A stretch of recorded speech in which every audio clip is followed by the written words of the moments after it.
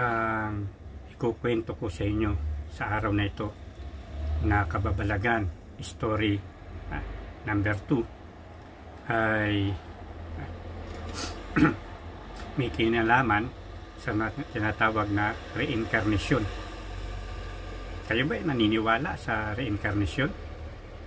Sapagkat ang ibang mga relihiyon, lalo na nga ang Budismo, ay naniniwala sa reincarnation, na ang reincarnation, kapag ang isang tao ay namatay na, muli ay sila'y babalik sa ibang pagkatao, diba? Gaya ng paniniwala ng Budismo, depende kung ano ang ginawa mo, diba? Sa nakaraan mong buhay. Pwede ka maging insekto, diba? Pwede ka maging hayop, diba? Kaya sa kanila, hindi nila sinasaktan ang anumang hayop o insekto.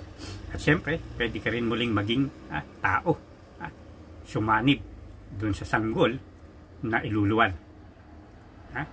Ang ikukwento kong ito ay tunay na naganap, diba? Nang nangyari. Nasa inyo yan kung paniniwalaan nyo o hindi ang kwentong kong ito. Magsimula tayo sa kwento ko tungkol kay Daisy. Si Daisy ay isang teacher. Ang tinuturuan niya ay grade 2. Meron siyang estudyante na ang pangalan ay May.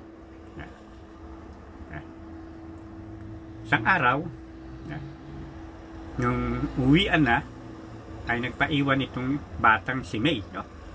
At kinausap niya ang kanyang teacher na si Daisy. Ano ang kanilang pinag-usapan? Ang sabi ni May ay, Daisy, hindi niya tinawag na ma'am o teacher. Sabi niya, Daisy, ibalik mo sa akin yung aking manika. Ang manika kong ito ay may barong pink, ang buhok niya ay brown, at ang mata niya ay nagbiblink o kumikindat-kindat.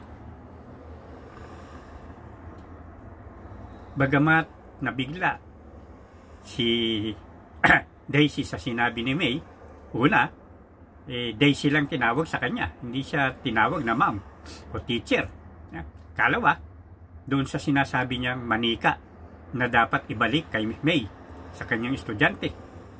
Ang sabi niya kay May, hindi ko alam ang sinasabi mo sa akin, May, tungkol sa manikang yan, na nasa akin at ibabalik ko sa iyo. Basta bukas, sabi ni May, ibalik mo yan sa akin, sapagkat yan ay akin, pag-aari ko. At doon, naghiwalay na sila. Pag-uwi niya sa bahay nitong teacher na si Daisy, kinausap niya ang kanyang nanay. Kinuwento niya ang nangyari sa school. Sabi niya, Nay, meron akong batang estudyante, di ba? Na kinukulit ako, kinausap ako kanina. Ang sabi niya, meron daw siyang manika na nasa akin na dapat kong ibalik sa kanya. Ang manika daw na ito ay nakasuot ng pink, tapos ang buhok ay brown, at ang mata daw ay nagbiblink o kumikindat-kindat. Naguguluhan ako, Nay. Ano ang sasabihin ko sa kanya? Hindi ko naman alam yung sinasabi niya, diba? Inaano ko kasi siyempre bata, baka magwala, ibalik ko daw sa kanya bukas. Hindi ko alam anong gagawin ko, Nay. I-advise niyo ako. Ang sabi ng nanay niya, anak ko, Helen, ito'y matagal ng panahon na nangyari. Maliit pa kayo. Siguro 5 o 6 na taon lang kayo, diba? Meron kang kaibigan, diba, na ang pangalan ay Helen, diba? Na kalaro-laro mo siya, laging pumupunta dito sa ating bahay, no? At sa pagpunta niya dito sa ating bahay, lagi siya merong dalang manika na inyong pinaglalaruan, diba? At iniiwan niya ito sa iyo kasi bumabalik naman siya kinabukasan para maglaro kayo, diba? yung manika na sinasabi mo, anak, ay totoo na nasa iyo. Halika, sama ka sa akin, punta tayo sa storage room. Pumunta ang mag-ina sa storage room, at yung nanay niya binuksan yung baul at nakita yung isang manika doon, di ba? Iba't bang mga laruan, pero nandun yung manika. Sabi niya, anak, ito yung manika ni Helen na naiwan niya, hindi na niya nabalikan kasi namatay siya. Na-aksidente silang pamilya, diba? Nagkaroon sila ng car accident. At siyempre, maliit ka pa naman noon, tinago ko na itong manikang ito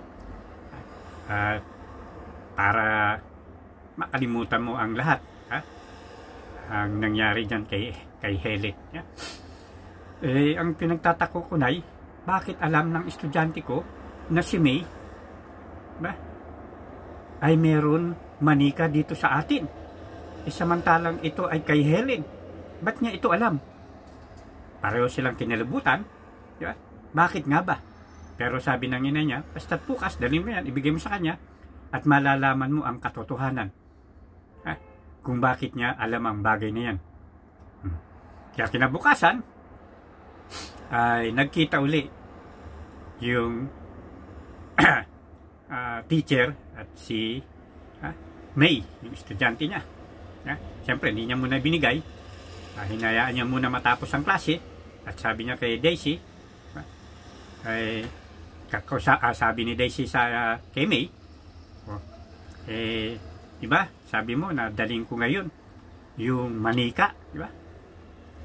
Na ang sabi mo, nakasuot ay kulay pink, brown ng buhok at nagbiblink, diba? Oo. At alam ko na ngayon ay dinala mo na yan, diba? Bibigay mo na ba sa akin?